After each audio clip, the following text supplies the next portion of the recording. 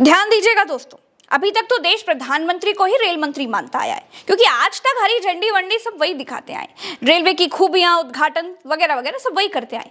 लेकिन जब बालासोर में एक आदमी कैमरों के ठीक नीचे से, न दाएं से न बाएं से, ट्रेन की बोगी के ठीक नीचे से निकलता हुआ देखा गया, तो पता चला कि ये तो देश के रेल मंत्री हैं। और कैमरों के ठीक नीचे घुसने की वजह से ये और पुख्ता हो गया कि ये नरेंद्र मोदी के कैबिनेट के मंत्री ही हैं, क्योंकि कैमरे के सामने उछल कूद की क्लास तो देश में सिर्फ एक ही जगह चलती है। देश में ट्रेन हादसों को रोकने के लिए भारत की सरकार ने खूब ढोल पीटे, प्रधानमंत्री की फोटो लगाकर खूब प्रचार किया गया, नगाड़े पीटे गए कि ट्रेन एक्सीडेंट को रोकने वाला स्वदेशी कवच बना लिया गया है, ऑटोमेटिक ट्रेन प्रोटेक्शन सिस्टम बना लिया गया है। यहां तक कि रेल मंत्री अश्विनी वैष्णव ने तक ये बता दिया कि ये कवच काम कैसे करेगा। बताया कि एक ट्रेन के रास्ते में अगर कोई ट्रेन आ जाएगी तो ट्रेन ऑटोमेटिक ब्रेक लगा देगी, आगे से पीछे से हर जगह से ब्रेक लगा देगी। देश को लगा कि अरे इनसे बड़ा रेल मंत्री तो आज तक के इतिहास में कभी कोई पैदा ही नहीं हुआ।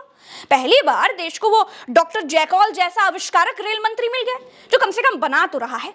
तो कवच एक ऑटोमेटिक ट्रेन प्रोटेक्शन की टेक्नोलॉजी है। इसमें क्या होता है, मान लीजिए दो ट्रेन हैं, दोनों ट्रेन अगर सेम ट्रैक पे अगर बाई चांस गलती से भी आ गई तो पास में आती है, उससे पहले कवच उसमें ब्रेक लगाएगा और उनको रोक लेगा। तो प्रधानमंत्री जी का जो विजन है कि हमारे साधारण मानवीय के जीवन में ऐसा परिवर्तन आए। दोस्तों, आप जब 3 ट्रेनें आपस में टकरा गई, 233 से ज्यादा लोगों की मौत हो गई, 900 से ज्यादा लोग घायल हैं, तब ये पूछा जाना चाहिए कि क्या हो अश्विनी वैष्णव जी, कहां है वो प्रधानमंत्री की फोटो वाला ऑटोमेटिक ब्रेक? 3 ट्रेनें आपस में टकरा गई और एक भी ट्रेन का ऑटोमेटिक ब्रेक नहीं लगा, एक भी ट्रेन का कवच काम नहीं किया। क्यों काम नहीं किया? सिर्फ टीवी पर मुखड़ा दिखाकर निकल गए थे क्या? सिर्फ ट्रेन के कवच का ढोल पीट कर आप निकल गए थे क्या? या फिर ट्रेनों में कवच ब्रेक लगवाया भी था? कहां चले गए ऑटोमेटिक कवच ब्रेक? कहां गया स्वदेशी कवच? अब इसके तो 3 ही कारण हो सकते हैं दोस्तों। पहला कारण, या तो कवच का झूठा प्रचार किया गया। दूसरा कारण, या तो कवच का पैसा खा गए। तीसरा कारण, या तो कवच सिर्फ वाहवाही लूटने के लिए ही थी, और या तो समय से पहले ढोल पीट दिया गया। जिनको नहीं मालूम है वो जान लें कि उड़ीसा के बालासोर में एक यात्री ट्रेन कोरोमंडल शालीमार एक्सप्रेस पटरी से उतर गई और एक मालगाड़ी से टकरा गई, और तीसरी ट्रेन यशवंतपुर हावड़ा सुपरफास्ट पटरी से उतरे डिब्बों से टकरा गई।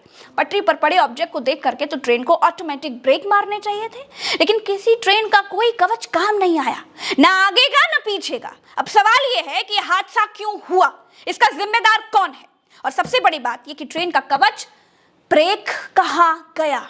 ट्रेन का कवच वाला ब्रेक क्यों नहीं लगा?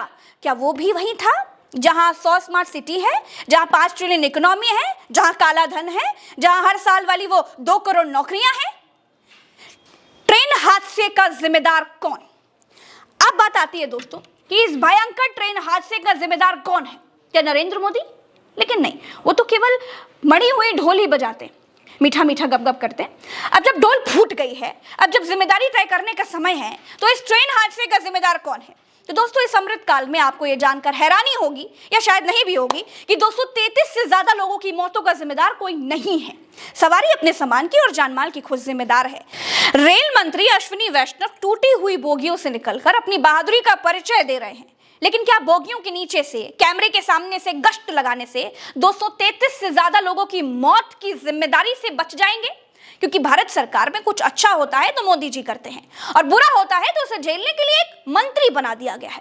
पिछले 2 चुनावों में मिली हार के बाद 2 कानून मंत्री कुर्बान होते हुए तो देश ने देखा ही है। रेल मंत्री हादसों पर क्यों देते हैं इस्तीफा? बालासोर रेल हादसा 2 सदियों का दोस्तों सबसे बड़ा रेल हादसा है। पिछले 20 सालों में ऐसा भयंकर हादसा आज तक किसी ने नहीं देखा, और ईश्वर ना करे कि किसी को देखना पड़े, जिसमें 3 ट्रेनें आपस में टकरा गई हों। ये लापरवाही है, ये घोर लापरवाही है, ये हादसा नहीं है, ये 233 लोगों की हत्या है। ऐसा कैसे हो सकता है कि 3 ट्रेनें आपस में टकरा जाए? एक बात और है जो गद्दी से चिपके रहने वाले लोगों को मैं बता देना चाहती हूँ कि इसी देश में साल 1956 में एक लाल बहादुर शास्त्री नाम के रेल मंत्री हुए। उनके समय में तमिलनाडु में ट्रेन हादसा हुआ था, 142 लोगों की मौत हो गई थी। उस आदमी ने हादसे की नैतिक जिम्मेदारी ली और रेल मंत्री के पद से इस्तीफा दे दिया, क्योंकि अगर किसी डिपार्टमेंट का मंत्री वाहवाही खूब लूटता है ना, तो फेलियर का जिम्मेदार भी वो खुद ही होता है।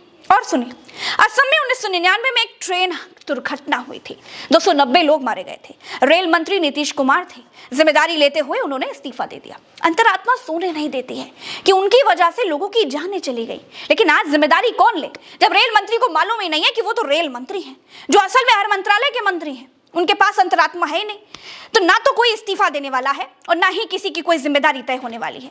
आज के दौर में जिम्मेदारी केवल चुनाव हारने की तय होती है, और उसमें भी पहले से हार के जिम्मेदार नड्डा जी ही होते हैं और जीत के प्रधानमंत्री जी। विपक्ष ट्रेन हादसे के बाद रेल मंत्री का फर्जी इस्तीफा मांग रहा है। कोई इस्तीफा नहीं देगा।